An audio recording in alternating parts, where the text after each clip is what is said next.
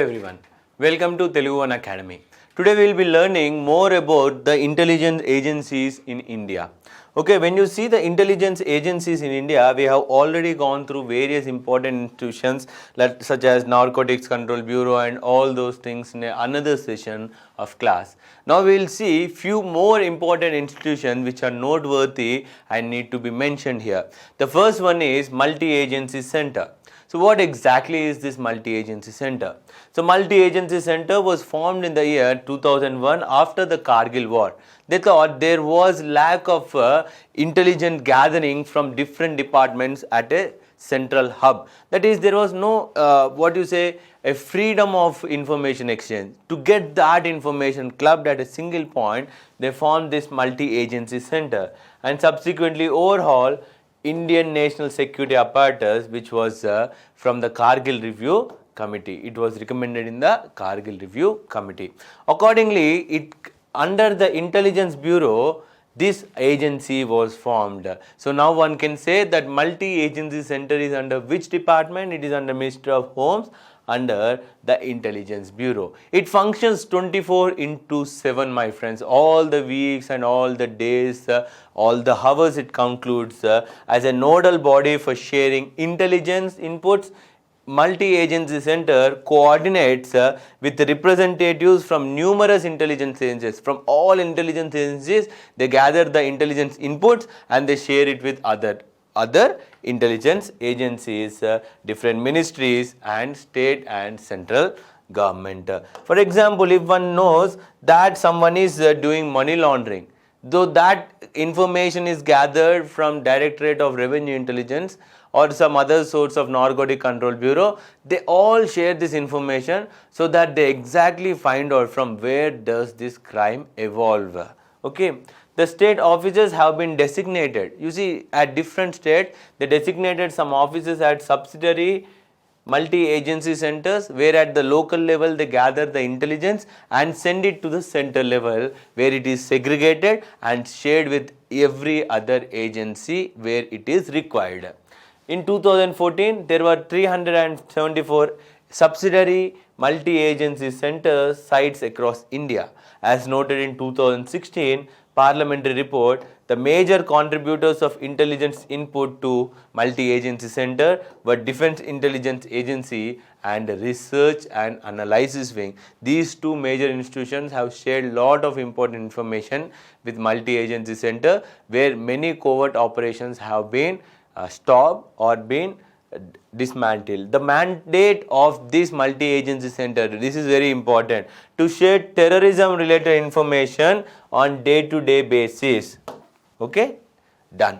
We will go for the next important intelligence agency, that is All India Radio Monitoring Services. This is a signal intelligence agency, my friends, which looks into various information which is broadcasted on the different radios in India and abroad, which might affect the India's internal security. Okay, see, this is the Central Monitoring Service, monitor broadcast in India as well as foreign broadcast of interest of India. This institution is located in Simla, my friend, or Shimla, I can say Shimla sometimes, with whatever the spelling you want to write. It works in relation with the Research and Analysis Wing and Military Intelligence Wing. Next important agency is Signal Intelligence Directorate. What is that, my friends? Signal Intelligence Directorate looks into the various spectrums of signals which have been encrypted messages in them and have been transmitted by terrorist groups from one place to another. So they gather all this intelligence and they look into what exactly the message they send by de-encrypting that message. This comes under the Ministry of Defense, my friends. Okay. Signal Intelligence Directorate is under the Ministry of Defense. Under the Ministry of Defense, the Signal Intelligence Directorate is a joint service organization which helps Army, Navy and Air Force. It has large number of wireless experimental units that carry out the task of monitoring military links of other countries. So it served as a monitoring companies located at different locations around the country. The task is to monitor the use of radio spectrum by users such as defense, police, all India radio, railways, PSUs, etc. Whether they are using it for peaceful purpose or any other purpose. And the next important institution which comes under again the Ministry of Finance Intelligence Gathering Agency is the Director General of Income Tax Intelligence and Criminal Investigation. Okay, so this is one of the old institution in the Ministry of Finance, my friends. It was formed in the year 1975. The Income Tax Department formed the Central Information Board. This was previously known as Central Information Branch, CIB, for strengthening the database on tax. So initially this Central Information Branch operated under the supervision of Director General of Income Tax Investigation Department. It was later brought under the Director General of Income Tax Intelligence in June 2007. Why exactly do we need this institution of Director General of Income Tax? Is that as the world was changing in a higher phase, there was also chances that income earned abroad can be misused and even they can evade the tax by money laundering or something. So as the world was changing very fast, India became increasingly integrated with the foreign companies. Restrictions became more liberal to the movement of people. The capital flow in and out of the country, new issues of tax evasion cropped up, and to look into this issue, the Central Information Branch was formed under Ministry of Finance. However, there is an increasing pressure on financial institutions, tax havens, and the recalcitrant countries from all over the world to conform to the new norms regarding exchange of information and greater transparency regarding the financial institutions.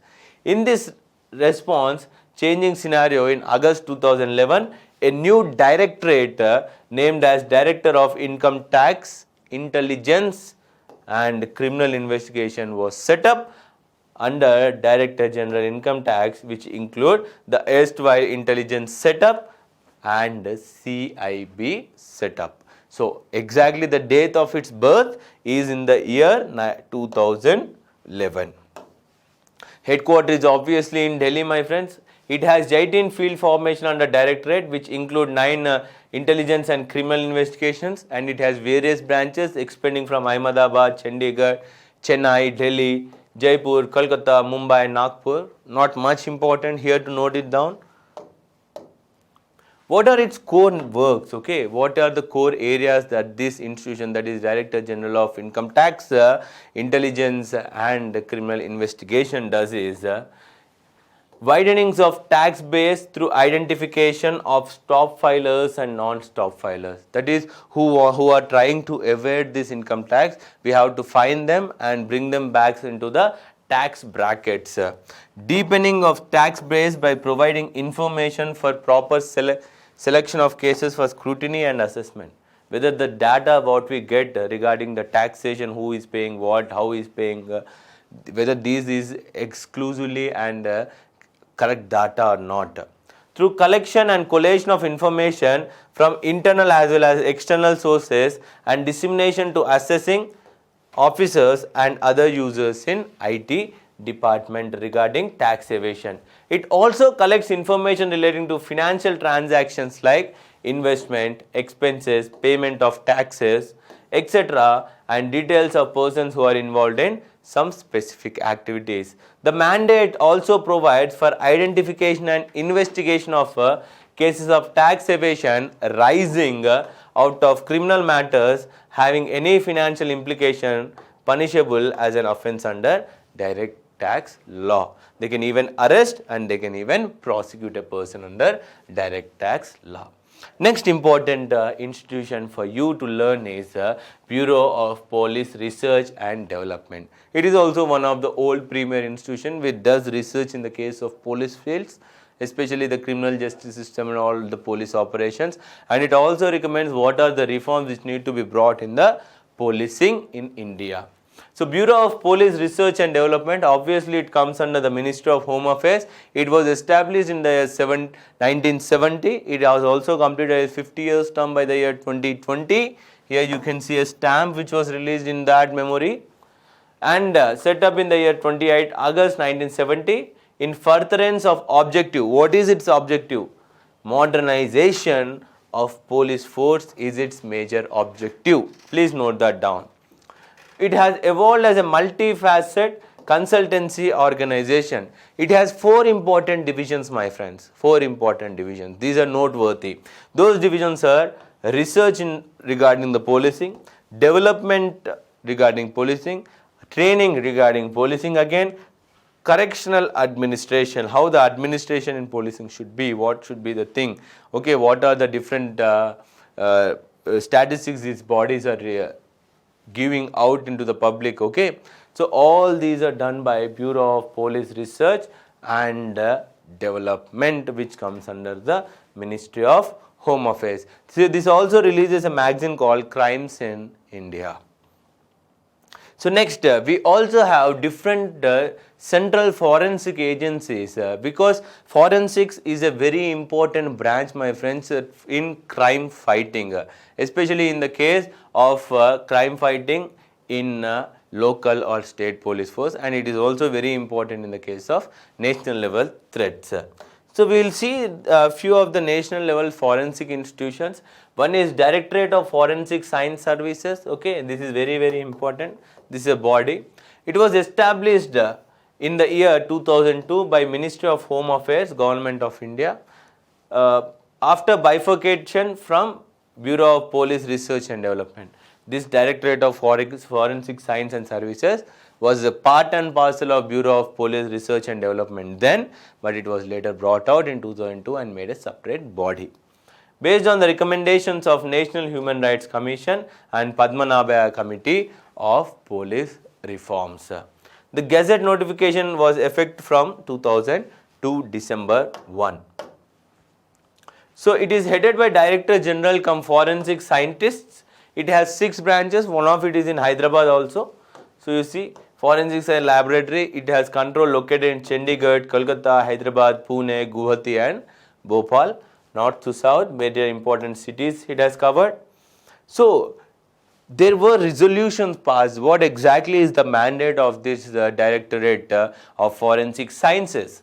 So frequently it was a first time they have given some notices which have been overlapped again in the second resolution and very important resolution which was given by Ministry of Home Affairs resolution for Directorate of Forensic Sciences. Okay, what does it do?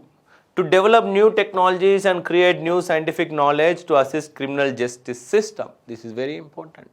So this mandate is to do this, to provide high quality on time forensic services to criminal justice delivery system by creating capacity, capability at central level and providing technical and financial support and assistance to forensic institutions. This is forensic institutions, okay. Okay, this is forensic institutions in the states and union territories. To develop new technologies, as I told you, and even it is capacity building the manpowers, to encourage research and development in various areas of forensic sciences.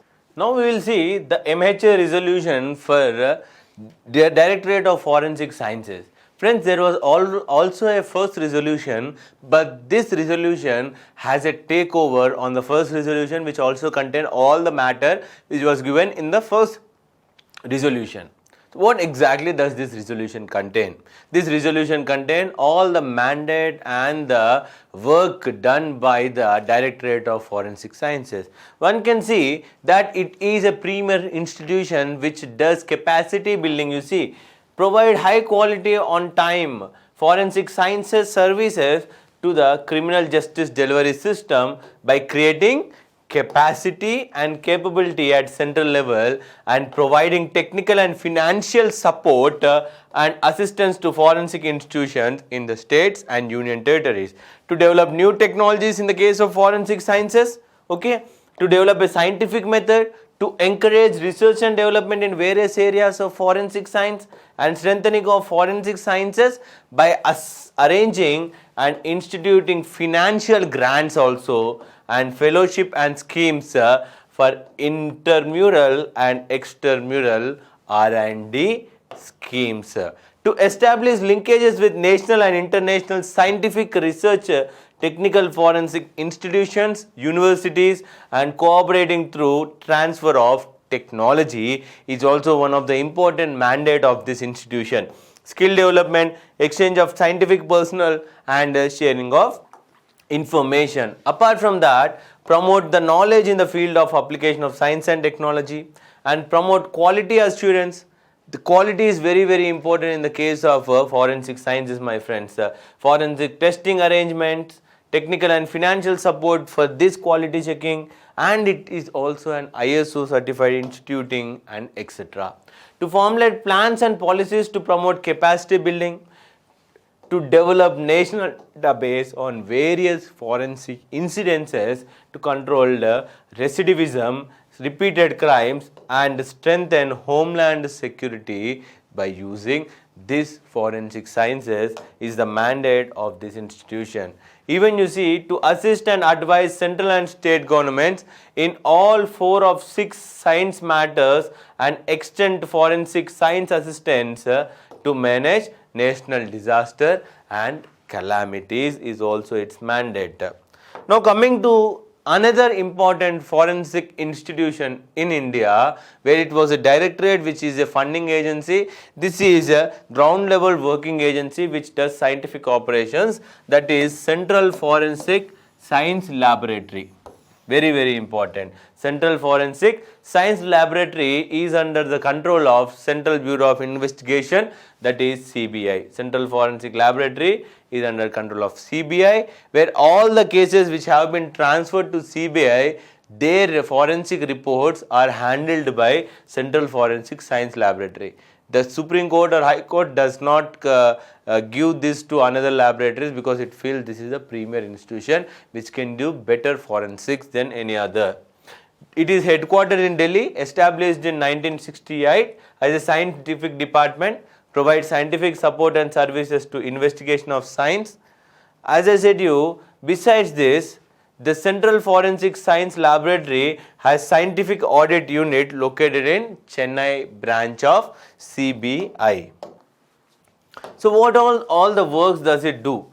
With 10 fully equipped divisions, namely physics, chemistry, biology, serology, ballistics, documents, fingerprints, forensic psychology, photo computer forensic science and scientific aid divisions, with addition of state-of-art laboratories, computer forensic and DNA profiling, it does what not, my friends. When you see, ranging from fingerprinting to the ballistic, ranging from blood samples to anything, DNA profiling also, this institution has been helping our India to fight criminal justice system or to provide criminal justice in type of crisis by using science and technology. The Central Forensic Science Laboratory, New Delhi, is committed to deliver the quality work. That's why this institution is an ISO certified laboratory in India. Next, what is the jurisdiction of this institution? Where all the Central Forensic Laboratory of India can work? So, Central Forensic Science Laboratory, which is under the CBI New Delhi, is a scientific department under the administrative control of Central Bureau of Investigation, as I told you, which is under the Ministry of and overall whereas Central Bureau of Investigation is not under the Ministry of Home Affairs, but overall control of this laboratory is under the control of Ministry of Home Affairs.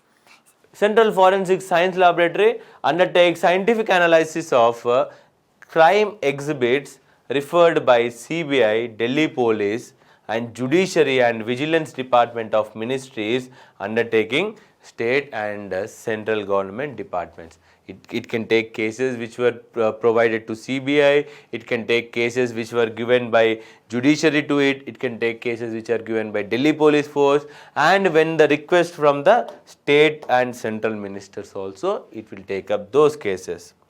The experts of Central Forensic Science Laboratory examine the exhibit forwarded by the investigation agencies and render expert opinion and substantiate their opinions in the court of law through court testimony and evidences. Scientists and experts also impart training to CBI investigation officers and other trainings of forensic sciences. The laboratory also undertakes R&D work related to art skill developments in forensic sciences. So one can say this is the much premier institution which does work in the real sense than the Directorate of Forensic Sciences.